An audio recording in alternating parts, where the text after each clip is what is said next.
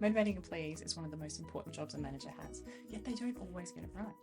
Think back to a job you've had in the past. How motivated did you feel to turn up to each shift? Did you feel like your manager noticed your effort? Did you feel like going over and above for that boss? Or did you just do what needed to be done so you could get paid? Your level of motivation for that job was likely influenced by the recognition your boss gave you. Did you feel like they saw you? Did you feel noticed and cared about? Recognition is the acknowledgement and reward for a desired behaviour. This recognition can come in many forms: monetary and non-monetary. All of these have been found to increase an employee's motivation, but not equally. Monetary forms of recognition increase extrinsic motivation and quantity of output, whereas non-monetary increases intrinsic motivation and the quality of output. And this is the holy grail. Every manager wants an employee with lots of intrinsic motivation.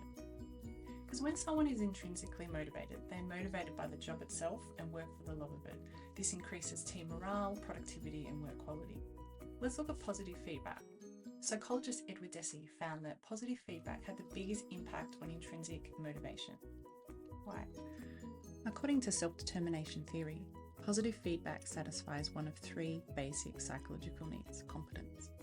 Competence is the need to be effective and reflects the desire to grow and make progress. All humans need to feel a sense of competency, and positive feedback enhances this. However, a word of caution. Cognitive evaluation theory warns against providing recognition if your goal is to control the employee or only given to have them think or act in a certain way. It also warns against too much recognition, as this can lead to the employee relying on it and shifting the motivation from intrinsic to extrinsic. Finally, equity theory emphasises that recognition should be distributed fairly so that employees perceive it as equal and just. If recognition is perceived as unfair, employees may feel undervalued compared to their peers, which can lead to decreased motivation.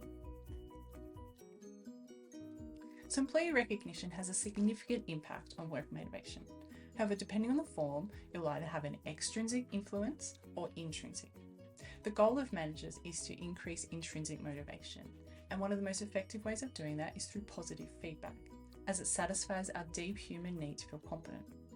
If you think back to that job, regardless of the task that you had to do, I bet if your boss had said thank you for doing a great job, you make a real difference here, or acknowledged how well you handled a really difficult situation, you would have felt more motivated to work there.